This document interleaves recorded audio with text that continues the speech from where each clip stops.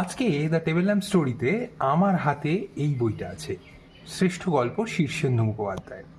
শীর্ষেন্দু মুখোপাধ্যায়ের লেখনী সম্পর্কে নতুন করে বলার কিছুই নেই, এবং এই ধরনের সংকলন বই, শীর্ষেন্দু মুখোপাধ্যায়ের ছোট গল্পের সংকলন কিন্তু একাধিক আছে, এবং এটা দেশের বই, দেশ থেকেই একাধিক বই আছে। কিন্তু এই বইটা নিয়ে আজকে হঠাৎ কথা বলছি, তার কারণ এই বইটা হঠাৎ করে আমি খুঁজে পেলাম। এটা বেশ পুরনো একটা সংস্করণ এই বইটার।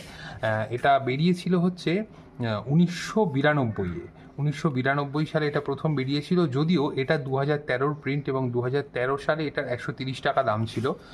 এই বইটা ডিমাই সাইজের একটা বই, এবং সব মিলিয়ে এই বইটা হচ্ছে 200 পাতার একটা বই। এবং এই বইটাতে যে গল্পগুলো রয়েছে সেই গল্পগুলো হচ্ছে ট্যাঙ্কি সাফ, ওষুধ, খগেনবাবু, দেখা হবে, সম্পূর্ণতা, বৃষ্টিতে নিশিকান্ত, উত্তরের ব্যালকনি, স্বপ্নের ভিতরে মৃত্যু, আমাকে দেখুন, তোমার উদ্দেশ্যে, পটুয়া নিবারণ, মুনিয়ার চারদিক, নীলুর দুঃখ, দূরত্ব, গঞ্জের মানুষ, ঘণ্টার ধ্বনি, ইচ্ছে, হরিতকি এবং ঘরের পথ। এই যে বইটা, এই বইটাতে যে ধরনের গল্পগুলো রয়েছে সেই গল্পগুলো কিন্তু মূলত সামাজিক গল্প হলেও এই গল্পগুলো যেহেতু গত শতকে 7 এবং 8-এর দশকে লেখা, সেই কারণেই সময়ের যে পরিবর্তন, মানে সেই সময়ে বাংলার আর্থসামাজিক যে পরিবর্তন ঘটেছিল, রাজনৈতিক যে অস্থিরতা তৈরি হয়েছিল, তার একটা অদ্ভুত প্রতিচ্ছবি এখানে ফুটে উঠেছে এই গল্পগুলোর মধ্যে। এবং একই সঙ্গে এটা অত্যন্ত গুরুত্বপূর্ণ যে এই গল্পগুলোর যে লেখনী, সেই স্টাইলটার মধ্যে কিন্তু সেই সময়কার অন্যান্য যে উল্লেখযোগ্য লেখক, অর্থাৎ আমি যদি গদ্য সাহিত্যের ক্ষেত্রে ধরি তাহলে সুনীল গঙ্গোপাধ্যায়ের কথা বলতে পারি, তারাপদ রায়ের গদ্য সাহিত্য রচনার কথা বলতে পারি। এই ধরনের যে স্টাইল, সেই স্টাইলের কিন্তু একটা প্রকাশ এই পার্টিকুলার গল্পগুলোর মধ্যেও রয়েছে। এবং কোনো কোনো গল্পে মতি নন্দীর লেখার যে স্টাইল, তারও কিন্তু ছোঁয়া কোথাও কোথাও রয়েছে। এবং এই গল্পগুলো, প্রত্যেকটি গল্পই কিন্তু প্রাপ্তবয়স্ক পাঠকদের জন্য। এই গল্পগুলো কিন্তু জুভেনাইল লিটারেচার নয়, কিশোর কিশোরীদের পাঠের গল্প নয়, একটা গল্পও নয়। কোনো কোনো গল্প কিন্তু বেশ নৃশংসতার কিছু কিছু প্রতিচ্ছবি, কিছু কিছু সিনস এই গল্পগুলোর মধ্যে রয়েছে। এবং একই সঙ্গে এটা অত্যন্ত গুরুত্বপূর্ণ যে শীর্ষেন্দু মুখোপাধ্যায়কে মূলত পরবর্তীকালে আমরা যে ধরনের সাহিত্যিক হিসেবে পেয়েছি, যে ধরনের রচনার জন্য তাকে বাংলা সাহিত্য মনে রাখবে চিরকাল, এই রচনাগুলো কিন্তু তার থেকে একেবারেই আলাদা। তার কারণ শীর্ষেন্দু মুখোপাধ্যায়ের লেখার যে স্টাইল, সেই স্টাইল যে সময় এই লেখাগুলো লেখা হয়েছিল তখনও পর্যন্ত সেই স্টাইল কিন্তু স্ট্যান্ডার্ডাইজড হয়নি শীর্ষেন্দু মুখোপাধ্যায়ের নামের সঙ্গে। সেই কারণেই 70 এবং 80-র দশকে যে ধরনের গল্প বলা হতো, গল্পকে যেভাবে বলা হতো, সেটা অ্যাডাপ্ট করার চেষ্টা করা হয়েছে এই সমস্ত গল্পগুলোতে। ধরা যাক, আমি যদি এই গল্পটাই শুরু করি, যদি পড়তে শুরু করি, তাহলে দেখব মুনিয়ার চারদিক। লেবু গাছের গোড়া থেকে মুখ তুলল একটা কালো সাপ। মুখ তুলে সে একটা অদ্ভুত সুন্দর দৃশ্য দেখল। শীতের কুয়াশায় আবছা সকাল, রোদ এখনও নিস্তেজ সোনালি। সেই সুন্দর আলোয় ডালিম গাছের ডগায় একটি ছোট্ট ফলের দিকে হাত বাড়িয়ে দাঁড়িয়ে আছে মুনিয়া।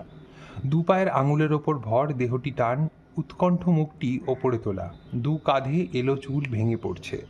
তার সোনালি ফ্রক, নীল একটি সালোয়ার, পায়ে চপ্পল, মাথায় ডালিম পাতা খসে পড়ছে, পায়ে শিশির আর কুটো কাটা। এরকম যেরকম মানে এরকম স্বপ্নীল শুরু কোনো কোনো গল্পের রয়েছে, আবার কোনো কোনো গল্পে একেবারেই দর্শককে বা মেইনলি পাঠককে একটা ধাক্কা দেওয়ার একটা প্রবণতা দেখা যায় কোথাও কোথাও। যেমন আমাকে দেখুন, এই গল্পটার যদি আমরা শুরুটাই দেখি, তাহলে দেখব লেখার স্টাইলটা একেবারেই ভিন্ন, একেবারেই স্বতন্ত্র। দয়া করে আমাকে একবার দেখুন।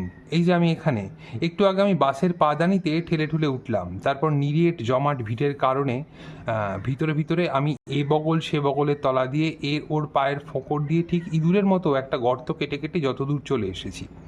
বাসের রডগুলো বড় উঁচুতে, আমি বেটে মানুষ, অতদূর নাগাল পাই না। আমি সিটের পিছন দিকে ধরে দাঁড়াই, তারপর গা ছেড়ে দিই। বাসের ঝাঁকুনিতে যখন আমি দোল খাই, আশেপাশের মানুষের গায়ে ভর দিয়ে টাল সামলাই, তখন আমার আশেপাশের লোক কেউ খুব একটা রাগ করে না, কারণ আমার ওজন এত কম যে কারো গায়ে ঢলে পড়লেও সে আমার ভার বা ধাক্কা টেরই পায় না। হ্যাঁ, এখন আমি বাসের পিছন দিকটা একটা সিট চেপে ধরে দাঁড়িয়ে আছি। আমার দুধারে পাহাড়ের মতো উঁচু উঁচু সব মানুষ। অ্যালিগরি এখানকার এই এই এই ধরনের যে গল্পগুলো, সেই গল্পগুলোতে অদ্ভুতভাবে কতগুলো দোতনা রচনা করেছে সেই সময়ের সামাজিক ব্যবস্থা এবং গল্পগুলোর চরিত্রর মাঝখানে, যার ফলে এই ধরনের গল্পগুলো বিশেষ করে 70 এবং 80-র দশকের সাহিত্য, বাংলা সাহিত্য যে নতুন মোড় নিচ্ছিল এবং বেসিক্যালি উত্তরাধুনিক সাহিত্য রচনার যে পথ প্রস্তুত করছিল, এই ধরনের গল্পগুলো কিন্তু তারই শরিক বা তারই মাইল ফলক হয়ে রয়েছে।